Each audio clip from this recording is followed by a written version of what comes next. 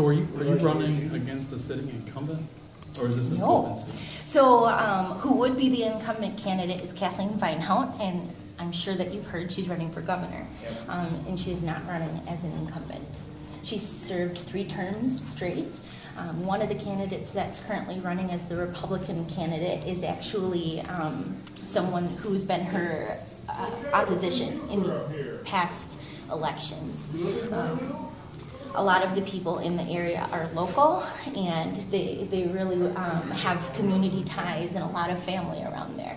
And so I'm a little bit different in terms of a candidate, right? I moved from south central Wisconsin to the western side of the state, and here, come to find out, my husband's homestead is about 10 miles south of where we live, so where his family came and settled as immigrants, right?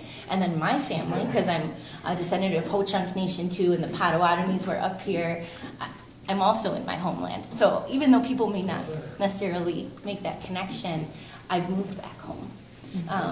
And so it's kind of neat, although people may not necessarily equate that with being a local, because a lot of times they're local farmers and that kind of thing, but my goal is not to work against farmers. It's not to work against my neighbors or other people who have, you know, generation, century farms, that sort of thing.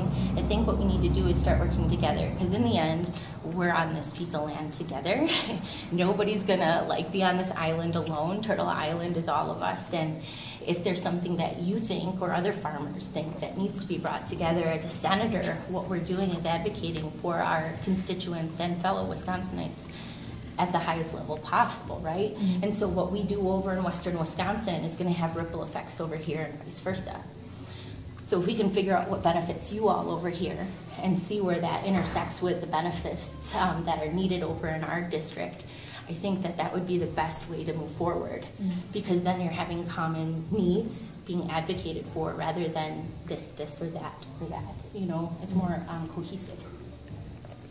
I'm from a family of dairy farmers, and they're really conservative, and I kind of asked one of them, like, you know, why are we giving tax breaks to the big oil when small farmers get the price on their milk, they can't sell it. Right.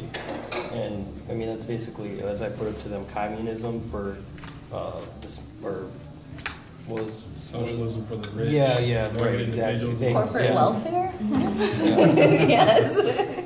Then another thing, I was talking to someone that owns some land, and we were talking about maybe growing some hemp and then finding a recipe for hemp oil or hemp biodiesel, and I guess apparently you just have to change like a tube in your engine or something. I'm not a mechanic, but because right now, where are we going to get our oil from? People are going to need oil, and I mean, if we can boycott these products with a surge of hemp oil or something, I don't know if there's water engines. Apparently the Navy has one.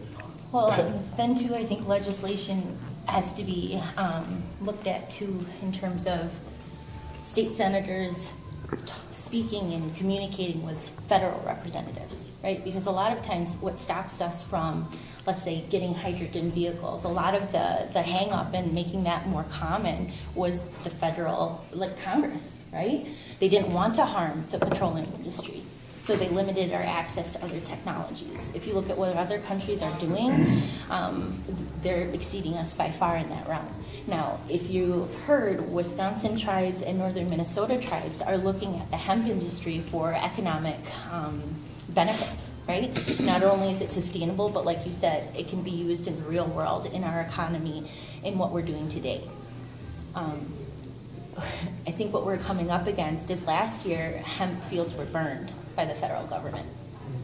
And you have people like Sessions in office who don't necessarily see the distinction between hemp farms or medicinal marijuana, or whatever you want to call it, right? Because there's a big difference. The psychotropic effects are not within the hemp, right? And when we founded our country, for better or for worse, we really relied on hemp, right? It was up until World War II that we deviated from that industry.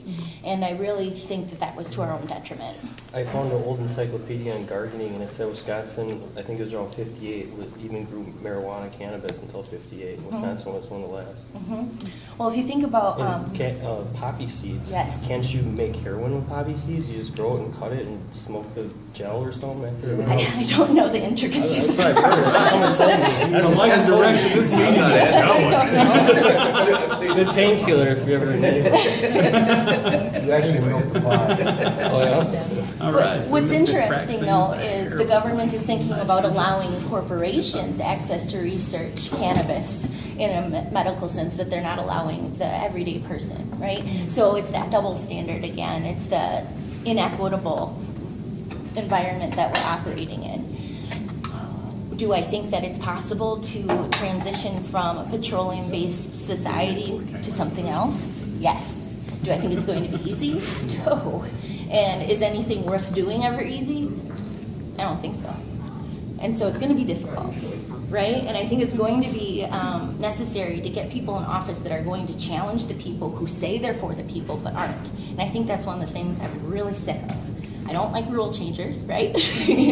And I do not like it when somebody tells me something and then doesn't do it. Native Americans have a long history with the US government and state governments pulling that crap. And I'm saying pulling that crap because it's to that point, right? Somebody said here, it was 2018, we should be past these things. But the thing is, it's 2018 and we're not. So where's the sense of urgency to change it? Because before you know it, it's gonna be 2025 and we might have Trump in office a second time.